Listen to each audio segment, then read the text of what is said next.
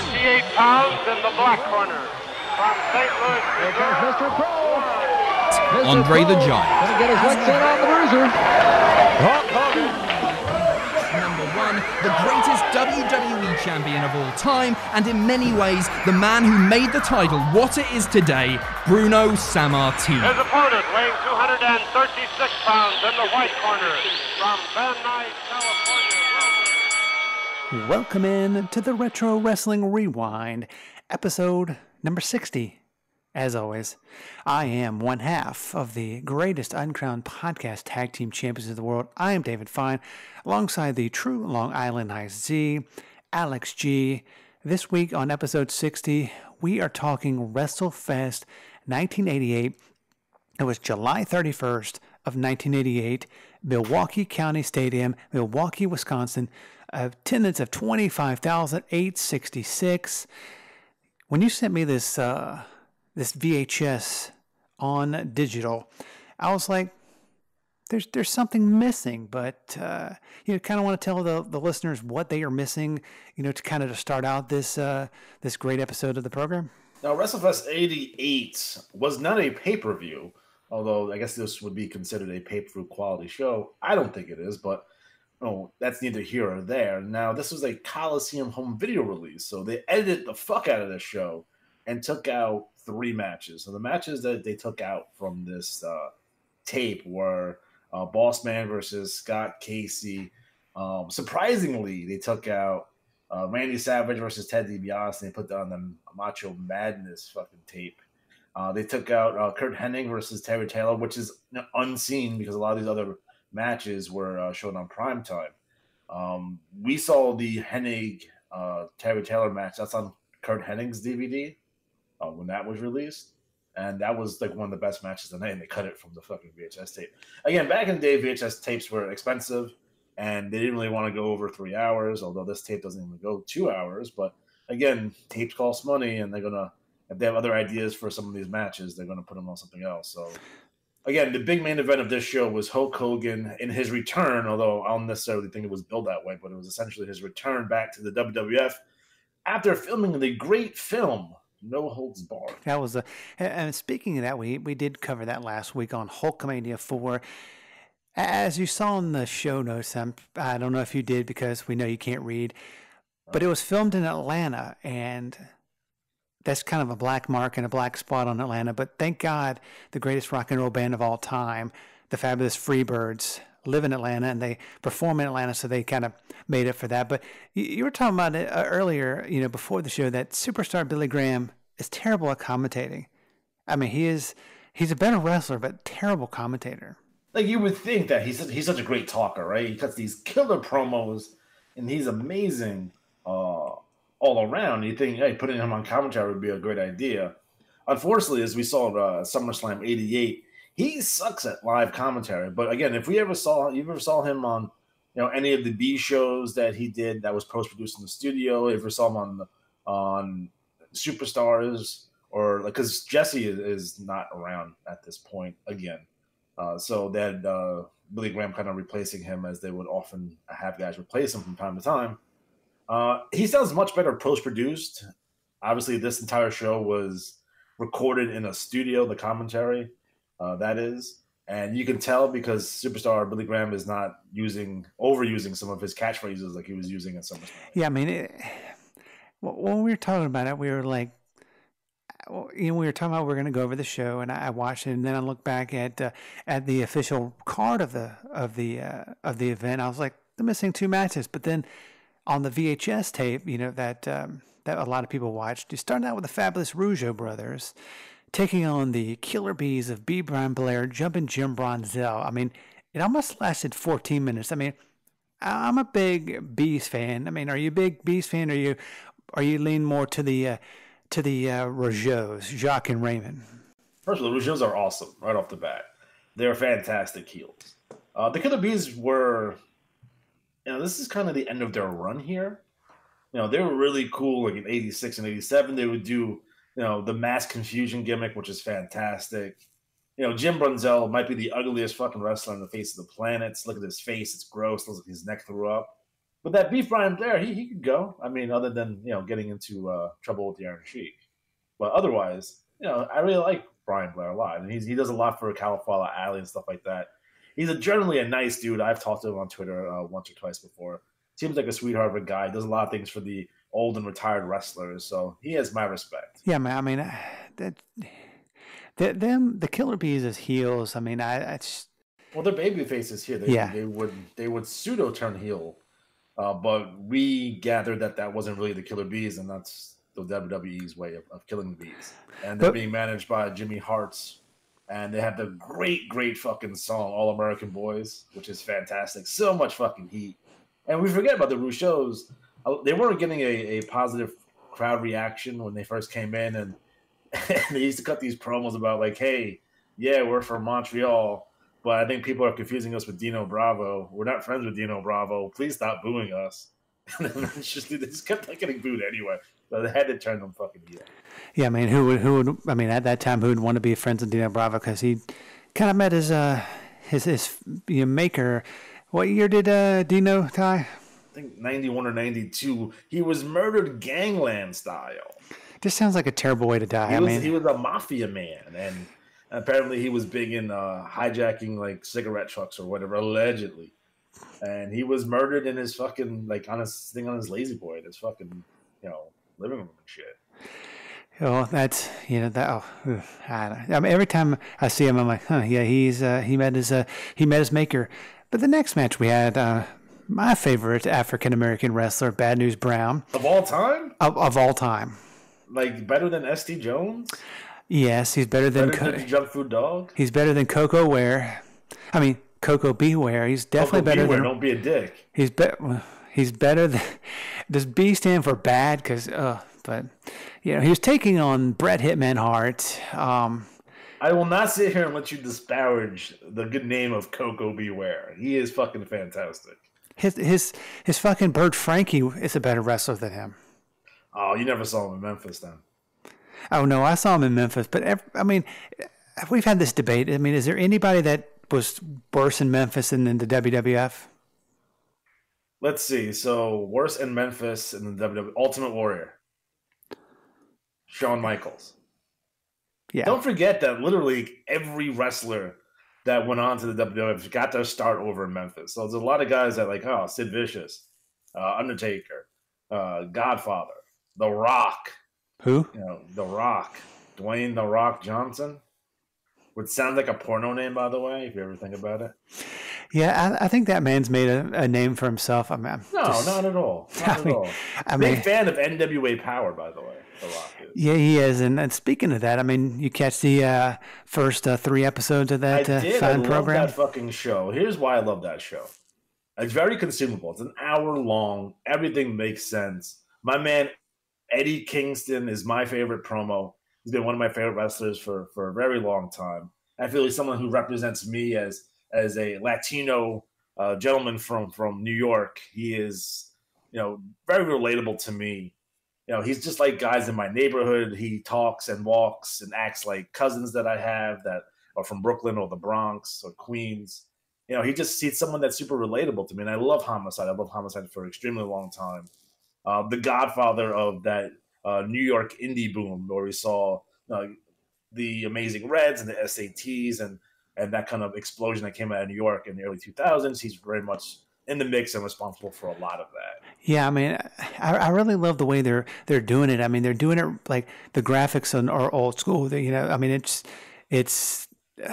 just the banners, the ring apron. I mean, the set. It's just, and Jim Cornette, he is amazing. I mean, I've always been a big Jim Cornette mark. I mean, and Dave Marquez, I mean, kind of goofy looking. But here's the problem. The problem with that show is that, unfortunately, Gordon Solie has passed away. Yeah, that's the problem with that show. Unfortunately, there's no more Gordon Solies, there's no more Lance Russells, and there is not a modern day equivalent to those gentlemen. Those gentlemen cannot be duplicated, right? They're once in a lifetime type of guys. And that's the only thing that hurts that show because, again, Georgia Championship Wrestling, Florida Championship Wrestling, or Wrestling Championship Wrestling for Florida, if you want to be a dick about it. those were shows that, like, hey, Gordon is the star of that show. In Memphis, it was the Lance Russell, Dave Brown, and Jerry Lawler show. You know, those were, if you didn't have any, if you're missing any of those components, it didn't work as well. So those guys are missing, and Cornette does, you know, an adequate job. Joe Galley does an adequate job, but you know, we're still missing that. And if they ever find a replacement or someone that could be half as good as Gordon Soley, then they're going to be fucking off to the races. Yeah, I mean, it's definitely. I mean, I've not. I mean, most people. I mean, for AEW people, you know, throw them under the bus, saying they're kind of like Nitro and this and that and yada yada. Of course, WWE people throw them under the bus, but no one's really said anything negative that I've read. Everyone who's watched that show has liked that show. Yeah, I mean, there's never. I mean, there's only a couple of guys like the Dawsons. I mean. That's more of, it seems like more of like a real indie, but I mean, like Nick Aldis, he kind of reminds me of myself. We have Colt Cabana, he's on there. My favorite, Eli Drake, who is a star. I mean, that is it me or can that guy talk on the microphone? He is. Dude, if you close your eyes, he sounds like Steve Austin. Not Stone Cold, but like regular ass stunning Steve Austin. Yeah. And the other thing I like about it, you know, just wanted to say, spoiler alert, if no one has read the dirt sheets or, you know, the internet, that in one of the episodes that they've taped, because they're back taping December 14th in Atlanta at the Georgia Public Broadcasting TV studios. And of course they have a pay-per-view, ended a fire the night before on the Saturday or on Sunday. The Rock and Roll Express are the new NWA Tag Team Champions, and I think that kind of goes a long way. I mean, I was talking with a fellow pro wrestling fan, and he's also was in the business for like 25 years. He said the reason they did that, and see if you disagree, and I think we spoke about this last week, is just to kind of give that NWA name, that tag team belts, credibility again. I mean, because they've been kind of in the shitter for a while. I mean, the last champions before the current champions before the Rock and Roll one were PCO and whatever the hell. What was PCO's tag team in? Anyway, yeah. I mean, he was a great. I mean, it's just kind of giving legitimacy to that tag team titles. Who were the last legitimate NWA tag team champions? Austin and Pillman, maybe. Yeah. You probably can go back that far back. Yeah. So it's I mean, if you want to count TNA, but come on, let's be serious for a minute. I don't consider TNA anything. I mean, for a company who's been around for so long, they've been on so many goddamn channels. I mean, they've been on the Pop channel, which was the scrolling the TV Guide channel. I mean, they've been on every goddamn channel. Now they're on Access. They've been around longer than WCW. Yeah, I mean, like, it's so bizarre. Like, they've been on their deathbed, like, literally since their inception, and it's a miracle that they're still around. Now, I used to love TNA back in the day. They fell off. I've been hearing good stuff about them. They have a bunch of people that I like Tessa Blanchard, Brian Cage. So they have people. It's just like I can't commit to that show because they've done me wrong so many times in the past, and you know, not for nothing. I was like, I'm just gonna. No, I'm not gonna watch this. Because does it make you angry? It's not WWE level bad. It's just like it's like they start getting a little good, and you get invested, and then 3 weeks later, it's like being in an abusive relationship. It's like I want them to be good, but I know if I stick around, they're gonna smack me up. Like that's going to happen, and I'd rather not do that. It's kind of I'd much rather watch NWA. I'd much rather watch MLW. You know, I have time for those promotions. I haven't been on my AEW like I probably should have, and I'll be honest, I haven't watched New Japan as much as I probably should. And I don't know anyone who watches Ring of Honor anymore, but that's neither here or there. Yeah, I mean that's neither here nor there. The next match we had on the card, the great Hacksaw Jim. No, we're not done talking about Bad News Brown versus Bret Hart. So I'm going to pull you back, right? What else do you have to say about Bret Hitman Hart? Here's the thing. They just recently turned Bret Hart babyface. Coming off that tournament for WrestleMania 4. I hate Bret Hart. Bret Hart is fantastic. fucking blasphemy over here. So he went. So they go into this this battle royal, and Bret Hart's still heel, and him and Bad News are going to team up and beat up, the JYD. And then Bad News turns on Bret and eliminates Bret, and he wins the fucking tournament. Bret breaks the trophy because if there's a trophy in professional wrestling, it has to be broken. And they turn Bret Hart, but they don't turn the Anvil. So the Anvil's still a heel. So they do this feud between Bad News Brown and Bret Hart, which makes sense because they feuded back in Stampede back in the day. These two originated the fucking ladder match. They had the first ladder match fucking ever. Which is a wooden ladder too. We'll go back and watch that match. It's fucking phenomenal. So they do this angle. Jim is still a heel, but he's coming around. So this is the weird thing they do here. So the Hart Foundation are baby faces. Bret Hart is a baby face, but Jim is a heel for a while until they really get knee deep in this Rougeau feud, which is a fantastic feud because Jimmy Hart takes the Hart Foundation's contract and he sells like 25% of it to the Rougeaus. So every time the Hart Foundation wrestles, the Rougeau gets money, which is a fantastic angle, and obviously the Hart Foundation are pissed about that. So eventually, they eventually do turn full-fledged babyface, but this is like a 2-year period where they don't do necessarily anything with the Hart Foundation until they win the belts in 1990. So just keep that in mind. And Bret Hart, sometimes I wonder if they just did shit like this to keep him happy so he wouldn't go to WCW. Because they really were high on Bret. Both WCW and WWF, but WWF really didn't do anything with Bret for a very long time. Like, he would get like these single pushes, and then they wouldn't go anywhere. It's like, oh, he's wrestling against Mr. Perfect. Oh, he's wrestling against this guy. And then he'll get back in the tag team, or Jim the Anvil Neidhart get fired. So he's a wrestle singles for a while. And then they bring him back together. I'm surprised they didn't fucking get Owen and put Bret and Owen together. It's because Owen's around. He comes in around this time, I believe. So you have Owen as the Blue Angel, then the Blue Blazer. But they don't put him and Bret together. They don't acknowledge that's Owen. It's really weird. Again, that's another guy they're trying to keep away from fucking WCW.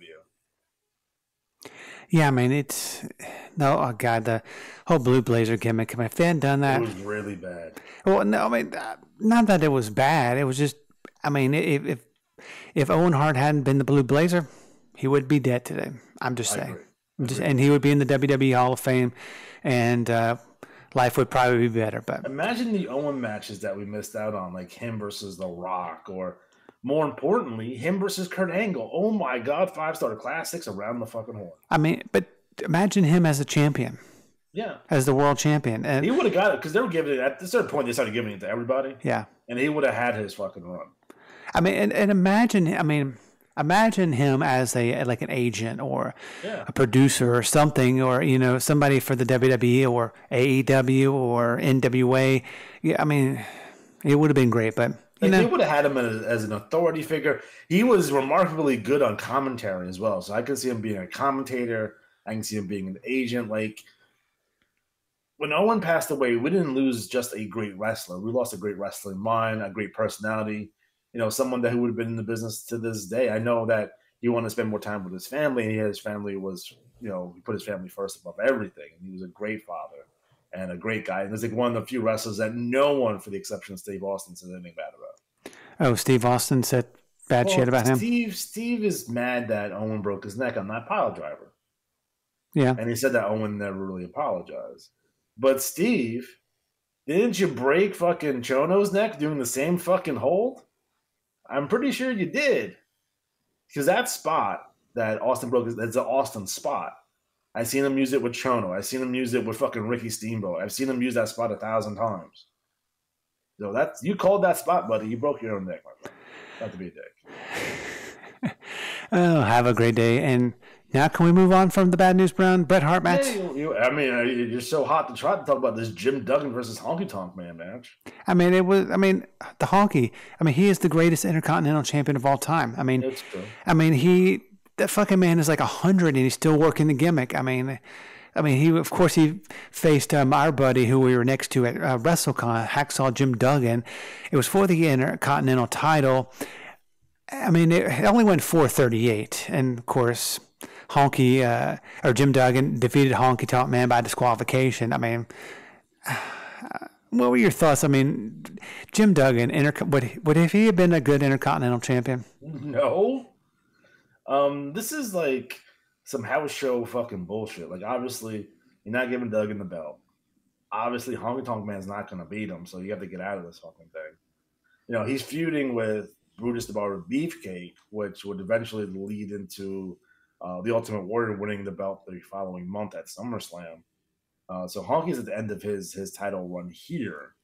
You know, Duggan is basically freshly back. I don't know how long he's been back for since he got arrested on the Jersey Turnpike with Iron Sheik and got fired for a while. But he's back, so yeah.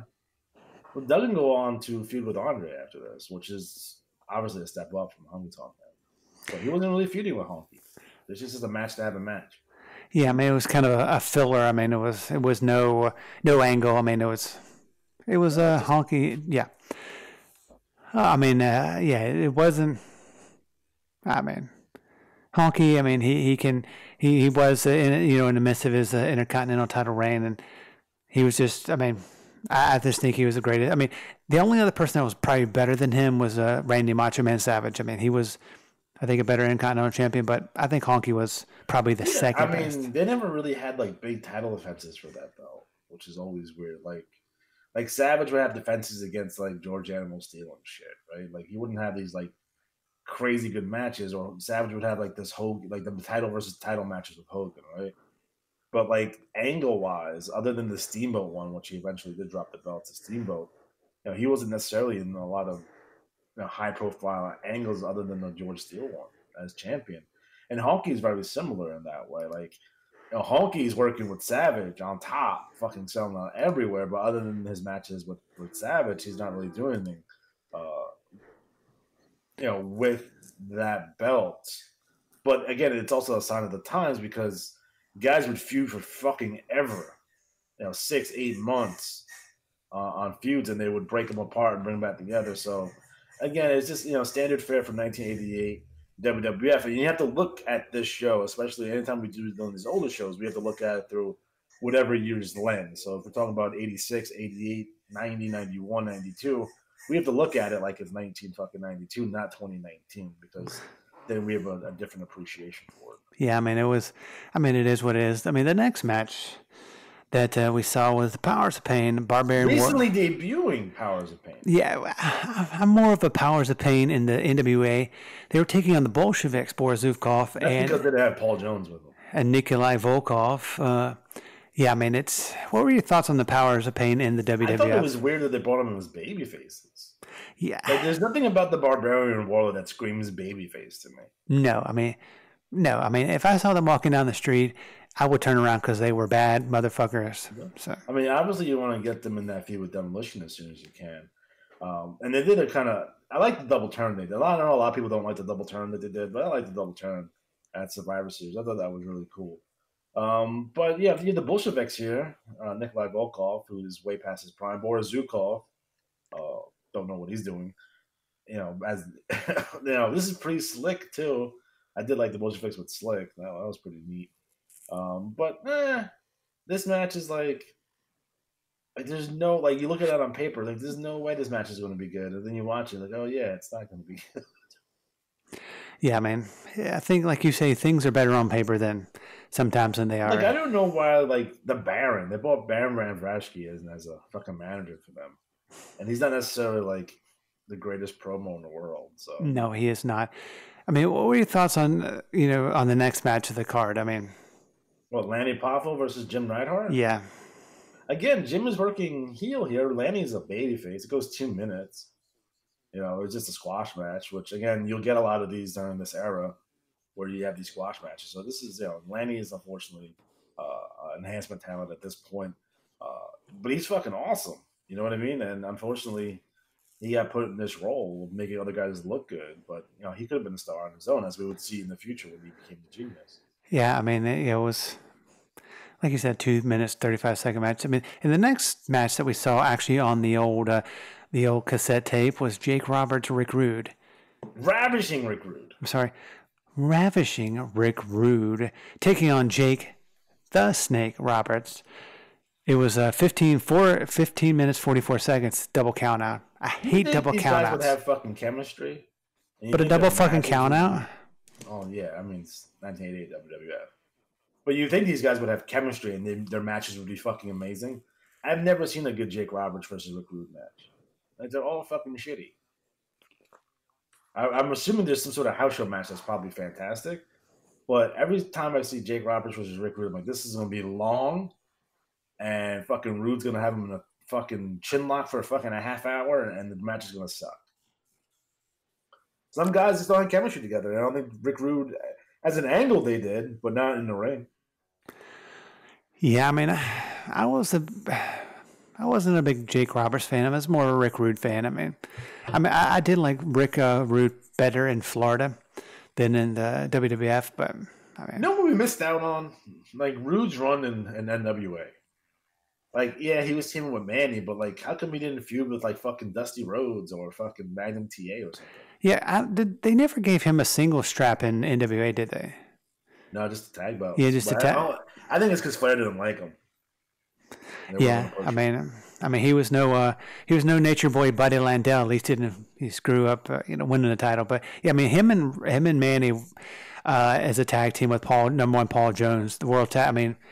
I mean, back in the old NWA days, the TV studio shows, back when they actually had the music, the "We Will Rock You," yeah, and they would beat the crap out of the jobbers, enhancement talent before their music even finished.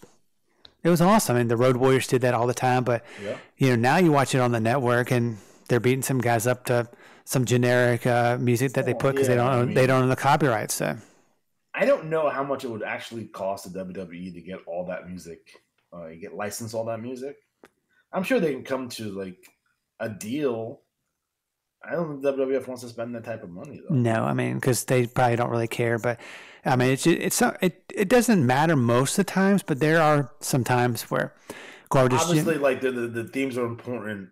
Intros and outros are important. Anytime they do like a break segment, you need to have that music. Yeah. And there's certain guys that need their fucking music. I'm sorry, Demolition needs their music. Road Warriors need their music. Midnight Express needs their music. I mean, that's all part of Gorgeous Jimmy Garvin needs his music. I mean, he's dancing to some generic tunes that they made on a keyboard.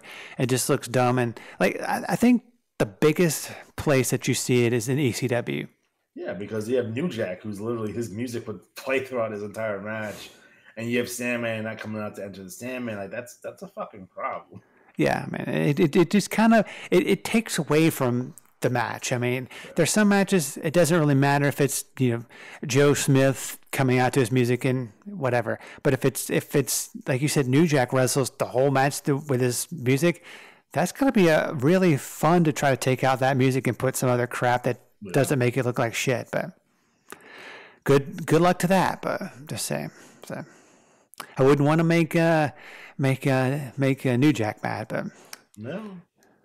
Just saying. But the next, what were your thoughts on the next match? I mean, it was next match on the card. I mean, this card is just all over the place. I mean, they had good matches, bad matches, tag. I mean, it's just all over the place. You're talking about the King Haku versus Sam Houston match?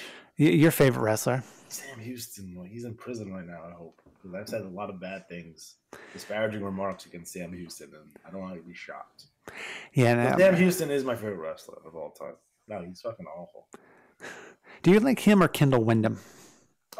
That'd be the world's greatest tag team. Well, skinniest wrestlers. Holy shit. I mean, you know what's fun about Kendall? Like, as he got older, he got fucking huge. Yeah. Him and Barry both they look like fucking Blackjack Mulligan now. They look like they ate blackjack. So I know. And you forget how big these fucking guys were. Like Barry's like legitimately like 6'6". Like Kendall's 6'6", and like they would probably be big guys like for normal dudes, but wrestlers at that point were on the gas so much that they looked really skinny. Where in reality, if you probably walked up to Kendall Windham in 1986, he would have been fucking huge. Yeah, I mean he was probably huge, but yeah, I mean if he was on the gas, he needs to get a refund. But he also did go to jail for a little bit for, was it counterfeiting? I think counterfeit him and his pops were counterfeiting money. Guess the NWA one, whoever he was working for, wasn't I don't think they were. They weren't in any promotions at the time. No, Barry was in WWF at the time.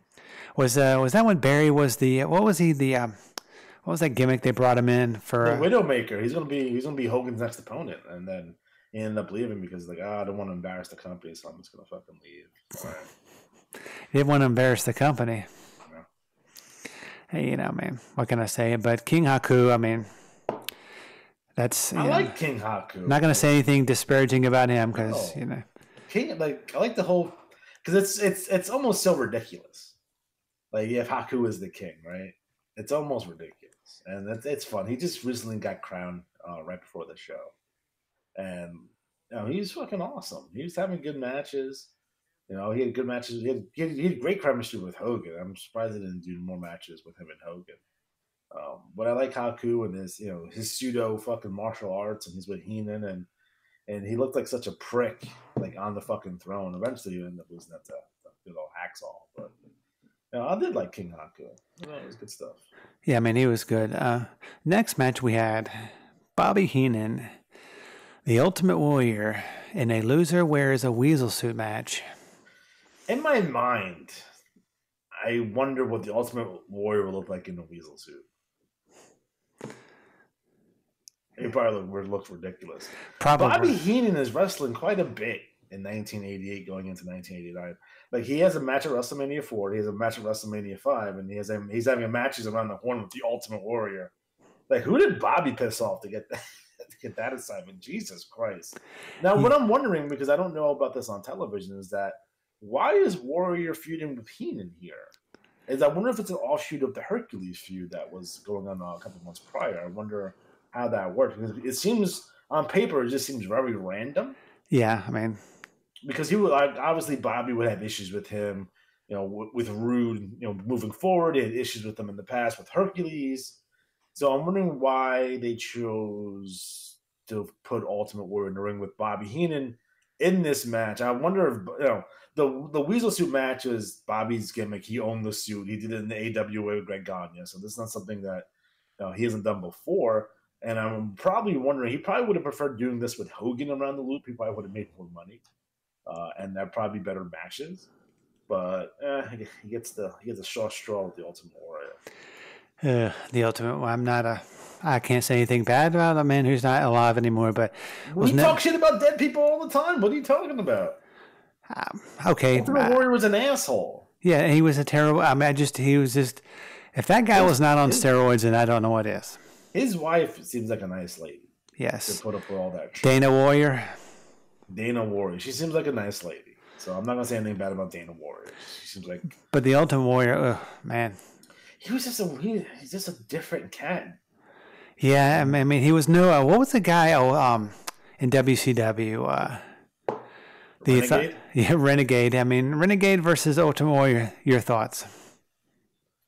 Well, I mean, obviously the Warrior was better in every facet of professional wrestling.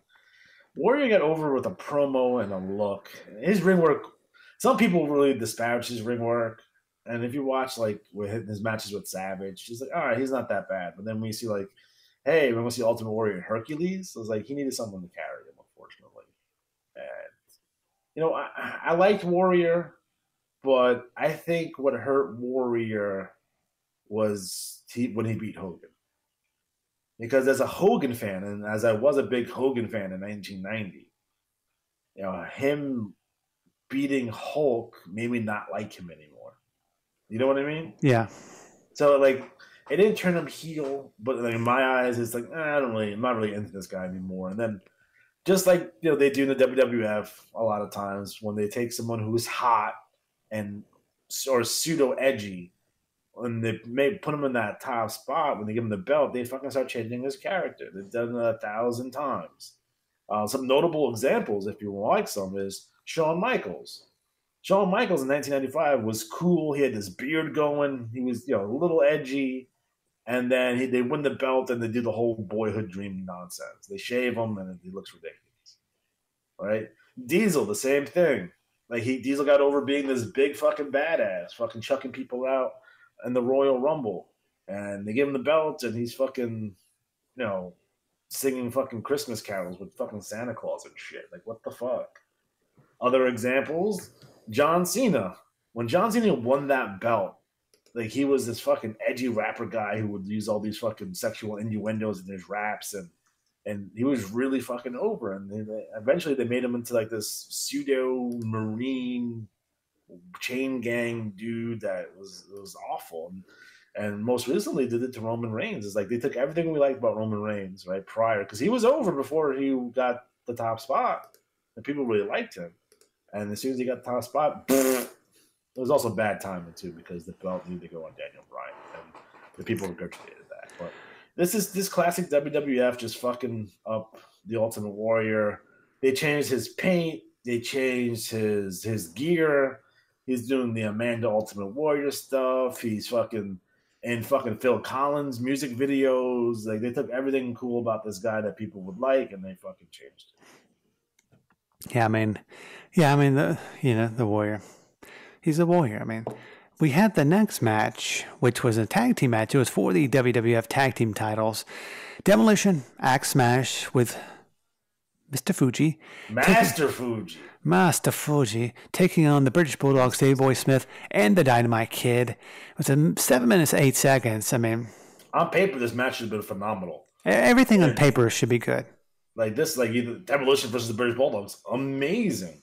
Nope, not good. Nope. And I know Dynamite is broken at this point. His his nephew is wrestling. I saw a YouTube video of his nephew wrestling. He looks just fucking like him too. So we'll check that out as the time progresses. Davey Boy is getting huge. Not as huge as he would become like circa 1991, but he's getting huge and not as, I guess, I don't want to use the word skilled in the ring, but he's getting really big where he can't do some of the cool stuff that he used to be able to do at this point. Still a fantastic worker overall, but this is the end of the British Bulldogs. Like, they would have this fucking, basically the SummerSlam match with the Rougeaus, and that's basically, you don't see them again ever. And Davey Boy comes back in 1991, around there. Yeah, I mean, I thought they were a great tag team. They were one of the best tag teams of all time, and Dynamite Kid is one of the greatest, like, top 10 workers of all time, easily. Yeah. In modern wrestling, comes from Dynamite Kid and Tiger Mask. It all starts from there. Everything that you see on television today is fucking, you have to credit Dynamite Kid and Tiger Mask for it. Yeah, man. There's no two ways about it. That's facts. No, that is facts. And kind of a pausing for a second. The other things that are facts is that, I mean, I get on these YouTube, like, I get down these rabbit holes, and I'd say this tiny holes. And like I said, each and every week, it's the same thing. I go to your YouTube channel and I check you watching video games. They may be wrestling, they may not be wrestling, but if anybody else wants to jump down that YouTube hole and, probably waste 6 or 7 hours at work, I mean, by the time you turn off YouTube, it's time to go home. How can they get on that channel, and how can they subscribe, and how can they follow you on Twitter?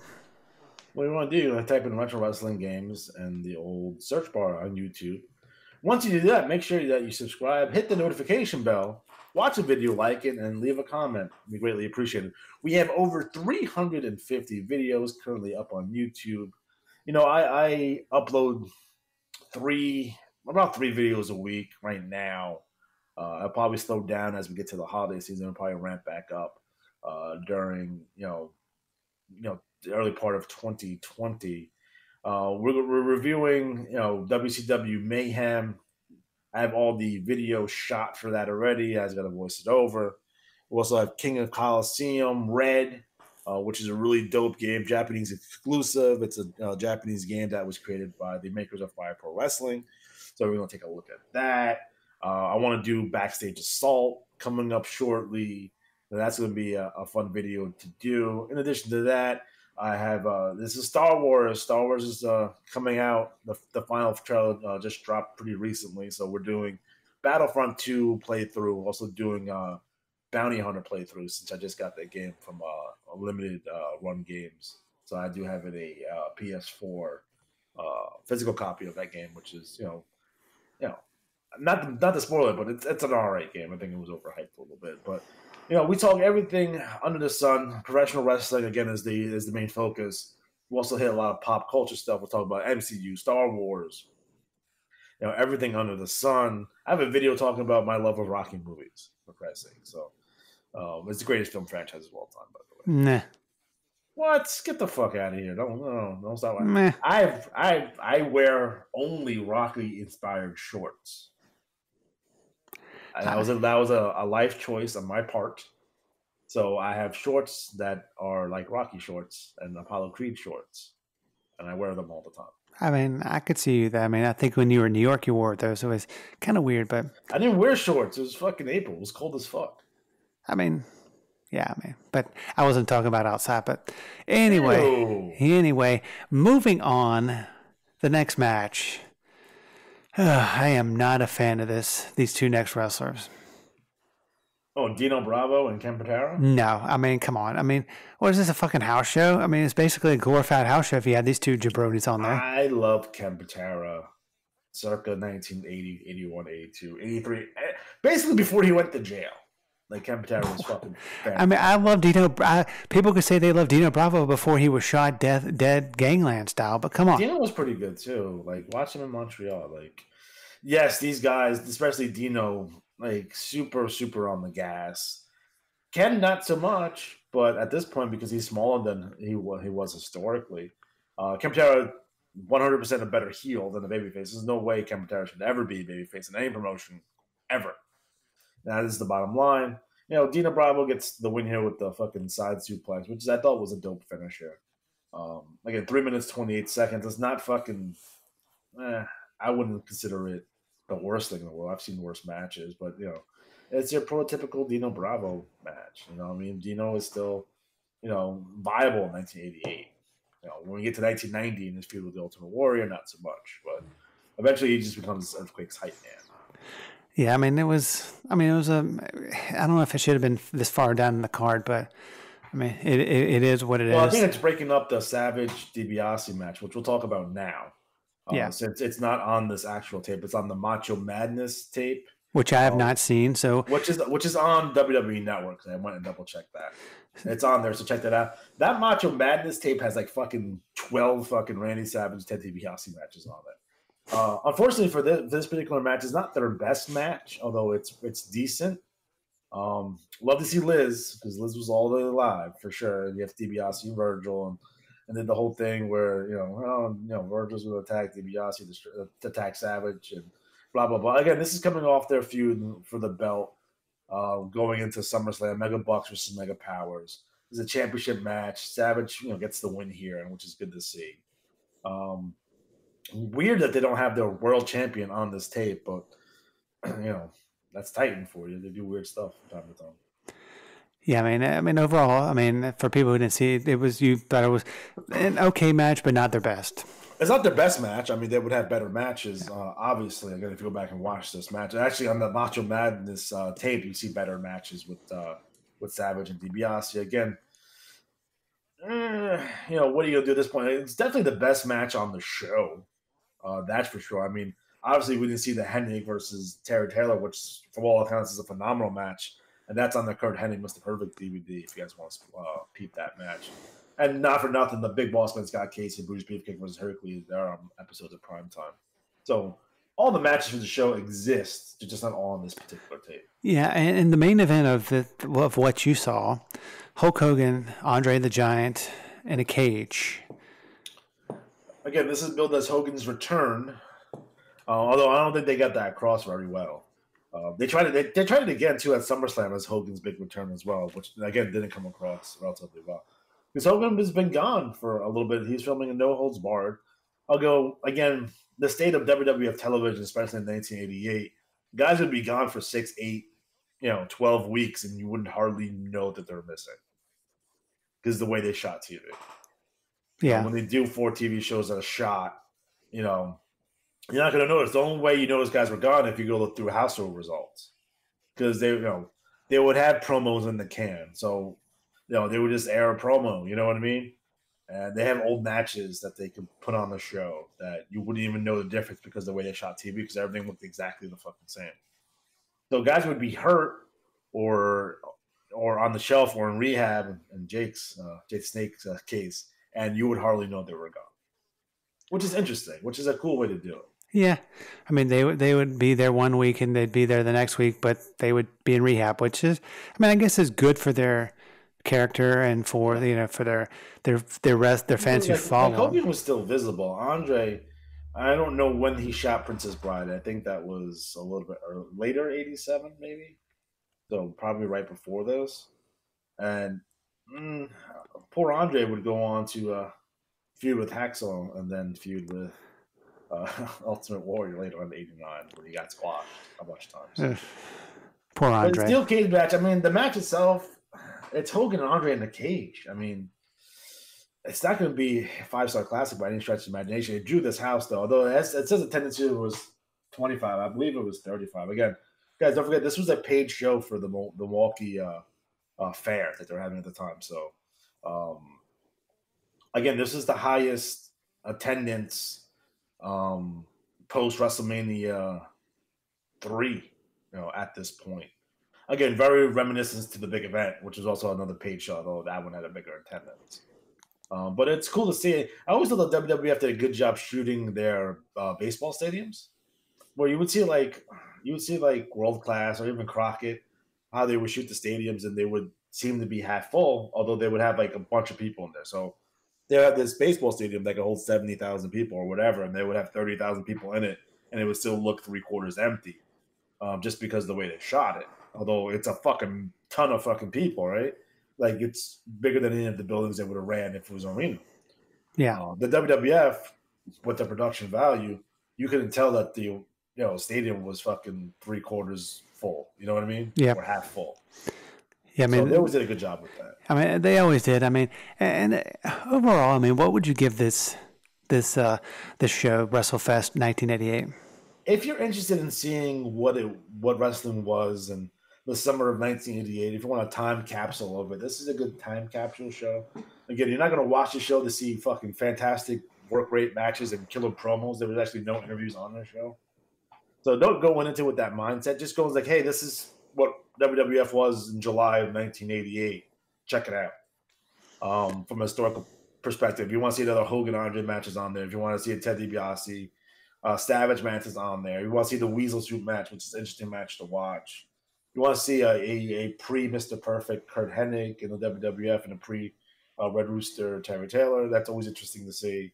And that's about it. If you want to see what happened with Bad News Brown and Bret Hart, if you watch WrestleMania 4, and it seems like they don't go back to whatever they do, they actually load off sort of kind of here.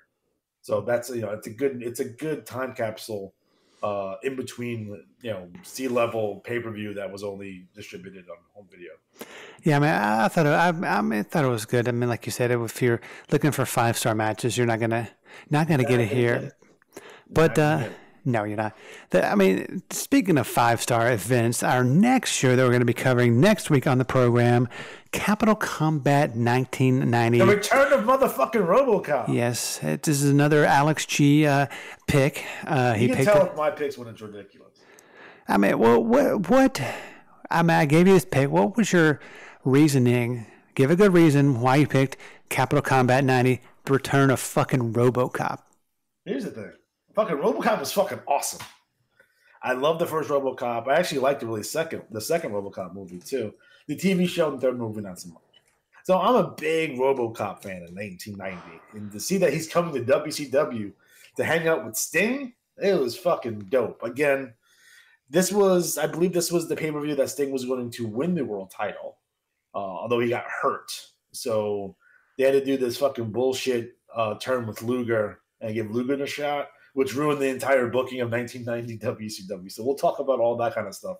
Talk about Sting's injury. We talk about the turn for Luger, and they turn him back babyface. What the fuck is Flair doing? Is Sid in the Horseman or is he not in the Horseman? We don't know, because it's weird how they positioned him in the Horseman. And And I think overall it's a really interesting show. I like to pick interesting shows where there's lots of things to talk about. Now, that necessarily means it's the best show, just interesting show. Yeah, it was good, but it'll definitely be a one to listen to next week. But for the great Alex G, as always, I am David Fine. Thanks again for tuning in for WrestleFest 1988. Next week, of course, we cover WCW's Capital Combat 1990, the return of RoboCop, and as always, we'll talk to you in the past.